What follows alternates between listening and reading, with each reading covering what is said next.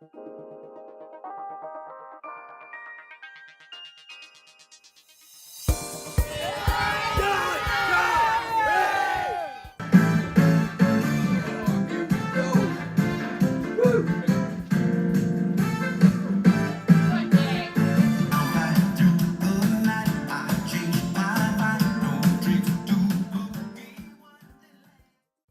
Jane.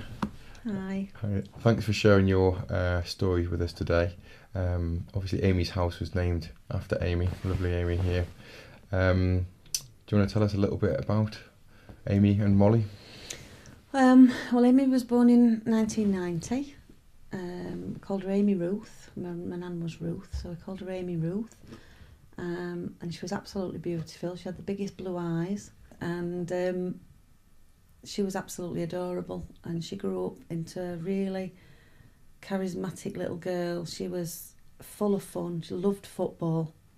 Absolutely loved football. She used to take a football down the garden and she'd be running round. And when Euro 96 was on, she was obsessed with Alan Shearer. And she used to run round and kick the ball and run round shouting, Shearer! So she was great fun, really good fun to have around, and I loved her to bits, as everybody did. But sadly, she contracted meningococcal septicemia, and over the space of 4 days, she was in intensive care in the children's.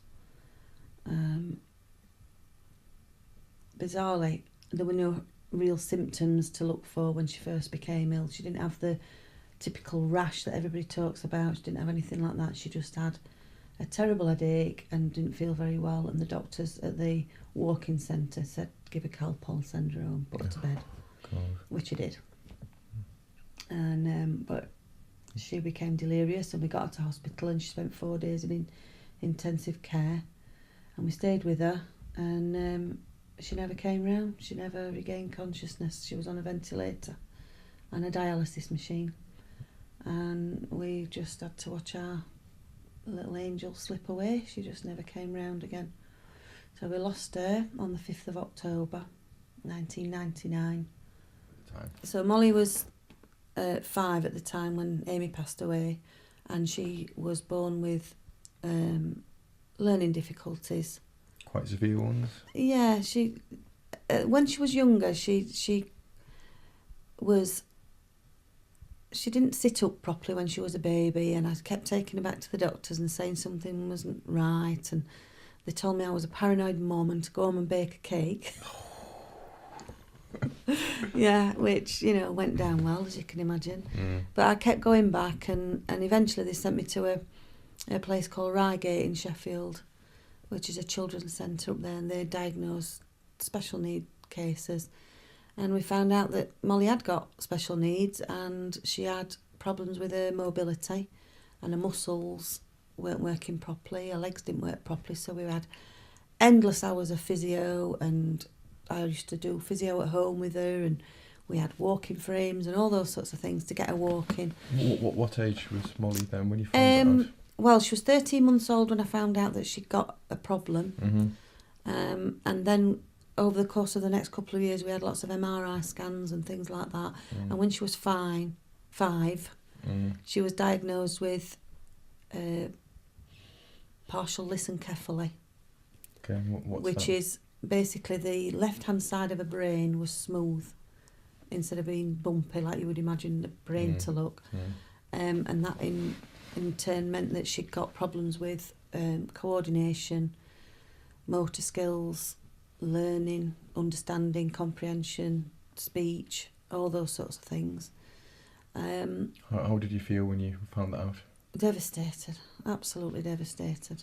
At that time we'd still got Amy, and I just envisaged growing old with my 2 daughters growing up, and all the things a mum wants to think about as having daughters, that they're going to get married, they're going to have children, and you're going to be a big family like we've always had. Yeah. I always remember saying to my mum when Amy died, I always remember saying to my mum, because of how Molly was, I'm never going to be a grandma. I'm never going to be a mother of the bride. It's just things that you don't think about, really, but when you've lost both your girls, it's all the other things that are taken away from you. You didn't just lose both your girls though, you lost a big part of your life as well, looking after Molly, didn't you? Yeah. So not only have you lost your girls, so your dad saw this, didn't he, Maurice? And you sat on the table and you thought, how can we help yourself and other families? And that's how Amy's house was set up, wasn't it? It's something that's very close to my heart, Maurice, that there are people like you within society today, because you create these organisations and these charities which helps people, the community, to empathise. And without that, they walk through their lives blinkered, don't they? Well, yeah, but let me state one very strongly held thought of mine. It's not an individual. With a forum, I work with a committee and staff, and they're tremendous. And we've done it together. All right, I'm chair and etc. But we've done it together. And the same thing with Amy's house. I started as chair, and as I'm getting older, I've been kicked upstairs. I'm now president. But it's not me. Yeah. It's the people that you get to work together. I can see that Amy's house, with the board of directors that we've got, long after I've gone, Amy's house will be doing just that. It will be carrying on the ethos of Amy's house, which is the care of families who have children with special needs. Who do you think wins the most out of this? Is it the? I'm not sure myself. Is it the staff? Is it the kids? Or is it the parents? That's the easiest question. We all win. Yeah. We win. Yeah. We get far more from the children and the parents than we can ever give. I think it just enriches everybody's life. It's a happy pill. Yeah, because we know our children so well, we can tailor activities to meet their needs and to help them achieve their full potential and to grow and develop. And it's nice, we see that because some of our children have been coming for 4 or 5 years, so we've seen how they grow and achieve. And it's about promoting self-esteem and confidence as well, and encouraging them to stand up and be counted.